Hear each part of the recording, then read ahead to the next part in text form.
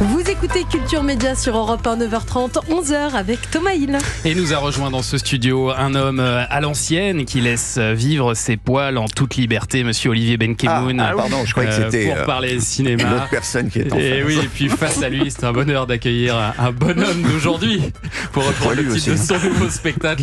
Un humoriste dont la tournée est quasi complète. Il est en fou rire depuis qu'il est arrivé. Hein. Donc s'il vient là, c'est vraiment parce qu'il avait rien de mieux à faire ce matin. Bonjour Jarry. Bonjour, je suis ravi. Non, je me suis dit, tiens, c'est la première fois qu'on me présente comme ça. Mais comment fait-il que je suis poilu? Il laisse ses poils en toute liberté. Ouais. Non, évidemment, Non, mais c'est moi aussi, monsieur c'est la première fois qu'on me présente comme ça. Merci d'être là. C'est intéressant, d'ailleurs, le titre de votre spectacle Bonhomme, parce qu'en fait, vous interrogez ce que c'est que d'être un homme aujourd'hui. C'est ça, votre spectacle? Oui, c'est exactement ça. Et puis surtout, ça faisait rire les gens qui m'entouraient quand Ouais. je leur ai dit, tiens, j'ai trouvé un nom pour mon prochain spectacle, Bonhomme. Tout le monde disait, oh, mais non, mais ça te va pas. Je disais, pourquoi? C'est parce qu'un homme, c'est viril, ça abat des arbres.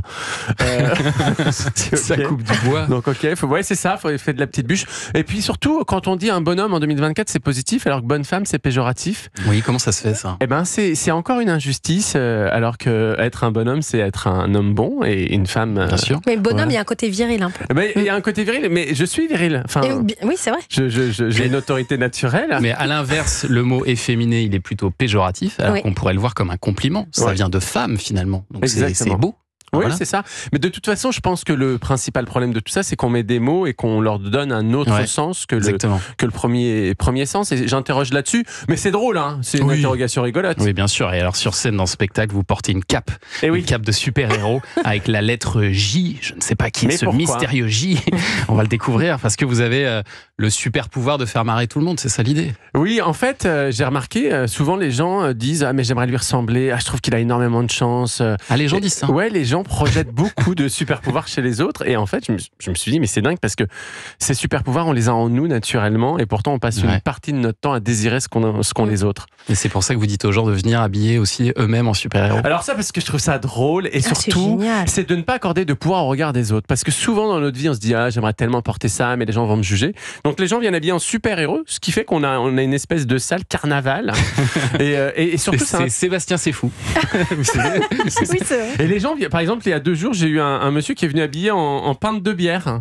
Voilà. Ah oui. Et il m'a dit, ça, c'est mon super pouvoir. Donc, tu vois, ça détend, je trouve, ça dédramatise. C'est génial. Et puis surtout, ça permet aux gens de se lâcher. Et je pense qu'on a vraiment besoin de se lâcher. Et moi, j'ai l'impression de fêter mon anniversaire, d'avoir 7 ans. tous les soirs. Voilà, tous les soirs. Et puis surtout, on juge pas. Il y a vraiment des gens qui viennent habiller. Par exemple, j'ai eu des infirmières très. Ah oui. Ah oui. Un peu, oui. Très. Très courte. Voilà, oui. j'ai eu des vampires, j'ai eu des trucs très très bizarres. Et puis il y a des gens aussi qui viennent avec des photos de leurs parents décédés. Ah, Parce c'est qu'ils charmant. disent, ça. moi c'était mon papa, Sur mon un super-héros. t-shirt. Sur un t-shirt Ah et tout. oui. Ça met Ah une oui. bonne ambiance. Ah ça. oui, c'est festif. Ouais. C'est génial. Et vous vous questionnez d'ailleurs aussi sur les super-héros de nos jeunes aujourd'hui. Oui. Vous, c'était qui vos super-héros? Bah moi c'était Batman, c'était Superman, etc. Et c'est vrai que mes enfants aujourd'hui regardent Peppa Pig, c'est quand même très inquiétant, une tranche de jambon qui parle. Et Dora l'exploratrice, pour ceux qui la connaissent pas, c'est la fille qui crie carte, carte, carte. Elle parle moitié français, Oui. moitié anglais. Ouais. En même temps, on a retrouvé sa mère, Affida Turner. Donc la gamine l'a mal tournée. C'est-à-dire quelle valeur qu'on inculte à nos enfants aujourd'hui, c'est dramatique. C'est vrai que c'est ça les super-héros Mais c'est- d'aujourd'hui. mais oui. Alors, il y a les pyjamasques quand même. Bon, Ouais. Ouais, Ouais, enfin, des mecs habillés en pyjama quand Ce qui même. est, ce qui est problématique plutôt chez Peppa Pig, c'est surtout qu'ils sont tout le temps de profil dans la famille Oui. Peppa Pig. Ils sont jamais de face. Oui, il n'y a pas de 3D. Il y a Non, pas de- ils sont toujours. C'est quoi le point faible de Peppa Pig? Non, mais c'est vrai. Le Il y a- point faible. Le barbecue, un truc comme ça. Mais moi, je trouve que on peut pas se construire. Nous, on a appris quand même. Batman, il défendait la veuve et l'orphelin. Ça donnait Ouais. envie. Moi, je sais que j'ai appris le bien, le mal grâce à eux. Quand belles je voyais valeurs. Princesse Sarah qui nettoyait. Vous vous souvenez de ce dessin Ouais, bien animé? sûr, elle épluchait les patates dans Voilà. la cave. Ouais. Voilà, on a tous envie de pleurer. Tu vois, je me disais c'est injuste et tout, donc non, quand je serai grand, je serai jamais comme ça avec Ouais. quelqu'un. Et là, vraiment, on le voit chez les gamins aujourd'hui. Il suffit d'aller sur un terrain de jeu et on se dit bon, il y a des problématiques. Ils mangent des cailloux. Un gamin qui met des crayons dans les fesses de ses camarades, on leur trouve des excuses pour tout. Aujourd'hui, on va te dire bah oui, il a besoin d'encre. Non, c'est inquiétant. Et alors, Jarry, quand on regarde votre public, c'est assez intéressant parce qu'il y a une très très grande diversité. Oui. Vous arrivez à toucher tous les publics. toutes les générations, ce qui n'est pas évident dans le rire.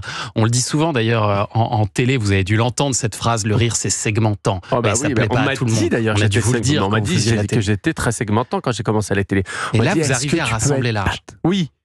Mais j'ai du 7-77 ans, j'ai toutes les couleurs, toutes les religions, tous les âges.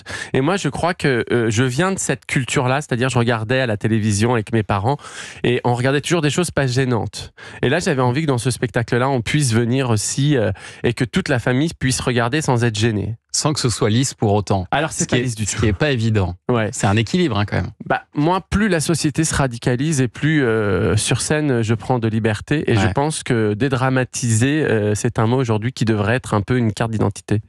Votre nouveau spectacle Bonhomme est en tournée, Jarry, dans toute la France. Vous serez à l'Olympia ce soir, demain et samedi, et au Dôme de Paris dimanche, les 4 et 5 avril. Voilà. Mais c'est complet, alors je le dis. Mais faut se dépêcher. Complet, oui. Le Dôme, il reste quelques places. Il reste quelques places au Dôme, il reste quelques places à Grenoble le 23 novembre. Je regarde partout complet. Dernière place à Bruxelles le 9 janvier. Quelques places à Lyon, quelques places à Montréal. Et puis vous retrouvez tout. Voilà. Ouais, allez à Montréal pour voir Jarry. Ça fait un beau voyage. Le en 14 plus, vous allez. février, si vous avez envie de venir avec votre amoureux ou votre amoureuse. Allez, c'est parti. C'est une belle Saint-Valentin, ça. Et tout